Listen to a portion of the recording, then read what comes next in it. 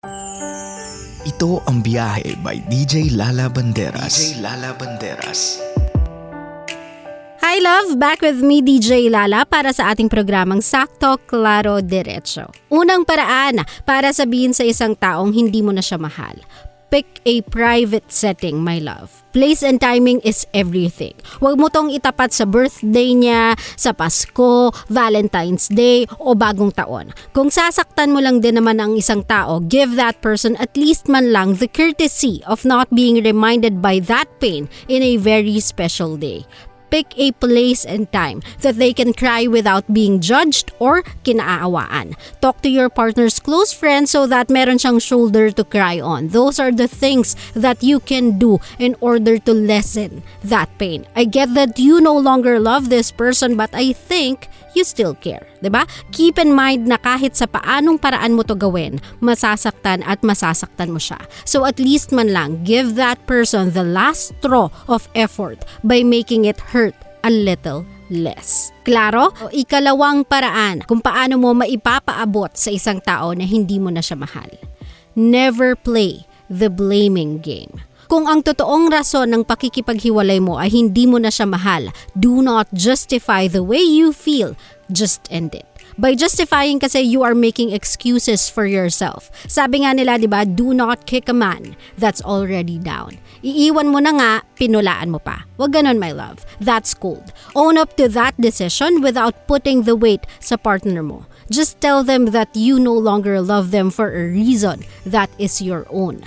Never resort sa way of making them feel worthless and such a failure. You are about to hurt someone, my love, but you don't have to be a bad person in the process. Klaro? Love, aawat muna tayo sa ating biyaheng hindi na kita mahal. Kasi nakakasakit na po tayo eh. De joke, pagbibigyan muna natin yung isa sa ating Byahe Sender tonight. This one ay mula sa ating FB page DJ Lala Banderas. Ito ang biyahe ni Sarah. Hi DJ Lala, itago mo na lang po ako sa pangalang Sarah. Hihingi lang po sana ako ng advice sa'yo. May ex-boyfriend po ako, ayaw po niyang maniwala na anak niya yung dinadala ko. 3 months na po akong buntis. Hiniwalayan ko po siya dahil sobrang nasaktan ako sa mga sinabi niya sa akin na natatabangan na siya sa relasyon namin, na okay lang daw na maghiwalay kami dahil meron na siyang iba. Ang sakit po para sa akin bilang girlfriend niya na ganun yung sinasabi niya. Kaya kahit mahal ko siya, hiniwalayan ko. Pero bago po kami naghiwalay, may nangyari po sa amin. 1 month after nang hiniwalayan ko siya, nalaman ko na buntis ako. Sinabi ko to sa kanya pero sabi niya baka daw hindi siya ang ama ng baby dahil hiwalay na daw po kami. Ang masakit po nito, sinabi din po niya sa buong barkada niya na hindi sa kanya yung baby. Siya lang naman po yung jowa ko at siya lang din po yung gumagalaw sa akin. 25 po nung huli kaming nagkita, 27 po nung hiniwalayan ko siya. Ang sakit po, kaya sa sobrang galit ko, inako ko na lang mag-isa si baby. Tama naman po yung ginawa kong yun, 'di ba? Ayoko na lang kasi ng gulo kaya ginawa ko yun. Sana po mabigyan niyo ako ng payo. Thank you DJ Lala at sana mabasa mo po ito. Salamat. Hi Sarah, well thank you for sharing your story sa biyahe my love. As for your question kung tama ba yung ginawa mo, the answer is yes. Yes, you did the right thing. Ang lalaking tulad ng ex mo doesn't deserve the honorable title of being a father. If ako din nasa lagay mo, sa totoo lang, I wouldn't wish a father like that to my unborn child. Puro papogi, wala namang maibubuga, bahagyong buntot sa responsibilidad, bastos, walang modo at walang respeto sa babae at relasyon. Every red flag you can possibly warn yourself with in a partner.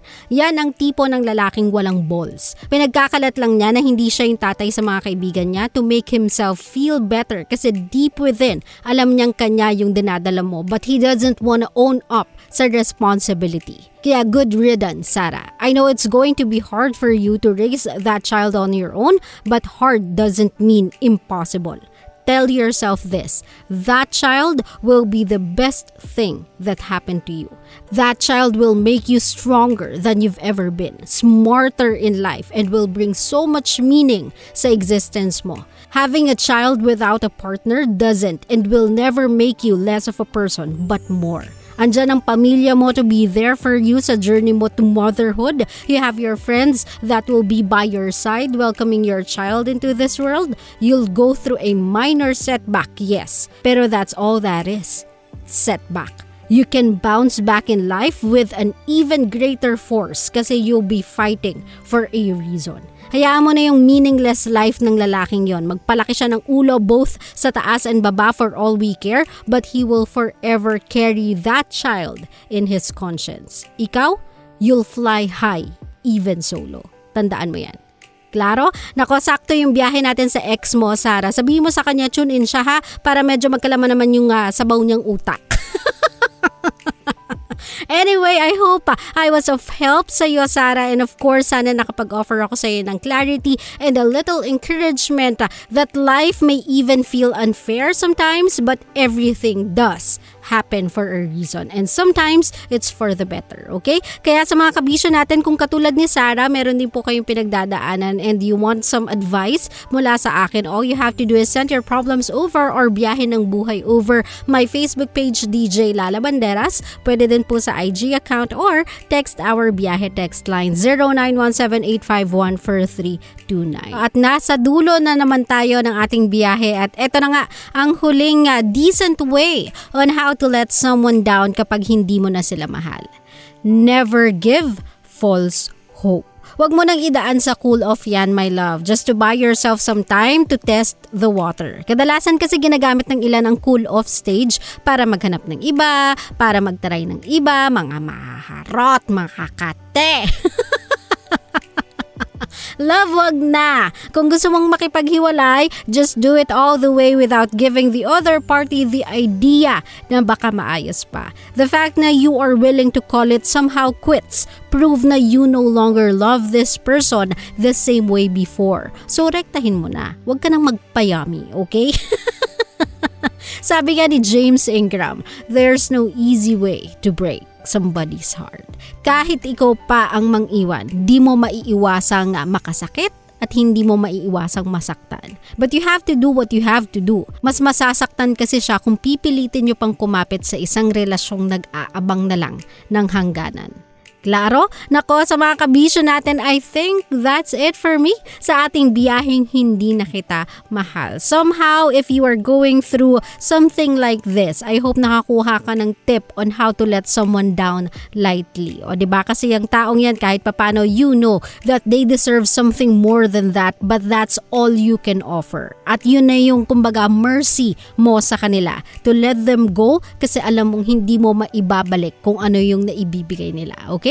Sa mga kabisyo natin, that's it. Kung nagustuhan nyo ang ating biyahe tonight at gusto nyo ng more biyahe in life at gusto nyo matuto and all, pwede naman kayong pumunta sa YouTube channel ng Love Radio Manila kasi uploaded po ang kada episode ng biyahe doon. Punta lang kayo sa playlist, hanapin nyo yung biyahe. You can also follow me on my socials, DJ Lala Banderas on Facebook, Twitter, Instagram, Malaika, and TikTok. Nakasama nyo po DJ Lala Banderas para sa aking programang biyahe. Ang programang sakto.